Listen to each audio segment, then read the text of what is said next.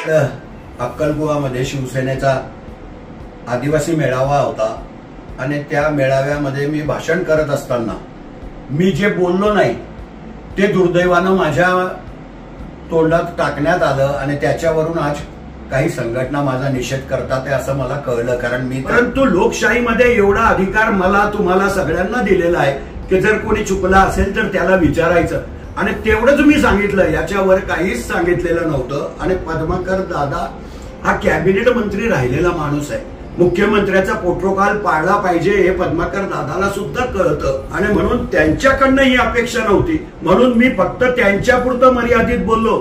समाजाच्या विरुद्ध कोणी बी माणूस बोलू शकत नाही हे मलाही कळतं, कोणता बी समाज असो तो। कारण नंदुरबार जिल्हा तर आदिवासी बहुल जिल्हा आहे, आदिवासी समाजाचं नेतृत्व मान्य केलेलं आहे जनतेने, आम्ही सगळ्यांनीच। आणि या जिल्ह्यात राहायचं असेल तर आदिवासी माणूसच आमचा मोठा भाऊ आहे, या भूमिकेतूनच आम्ही वावरतो।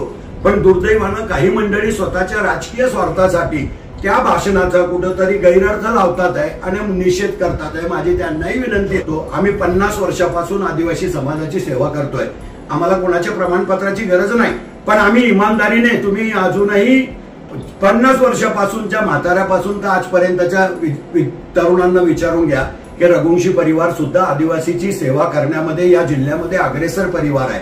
आणि म्हणून माझी भूमिका मी मांडली ती फक्त पद्माकर दादाच्या बद्दल मांडली की पद्माकर दादाने हे मुख्यमंत्र्याच्या विरुद्ध बोलायला नको होतं। आजही ते मी बोलतोय की मुख्यमंत्री पद्माकर दादा भारतीय जनता पक्षामध्ये आहे, मुख्यमंत्र्याला अपशब्द वापरून त्यांना काय अधिकार आहे? त्यांनी त्यांच्या पक्षाच्या नेत्यांच्या बद्दल बोलावं किंवा त्यांना जाब विचारावा, मुख्यमंत्र्याच्या बद्दल आदरने बोलावं एवढीच माझी अपेक्षा होती आणि त्याच भावनेतून मी बोललो। रस्त्यावर जाब विचारू ही तर लोकशाहीची भाषा आहे, या देशामध्ये प्रत्येक माणूस म्हणतो की आम्ही विचारू।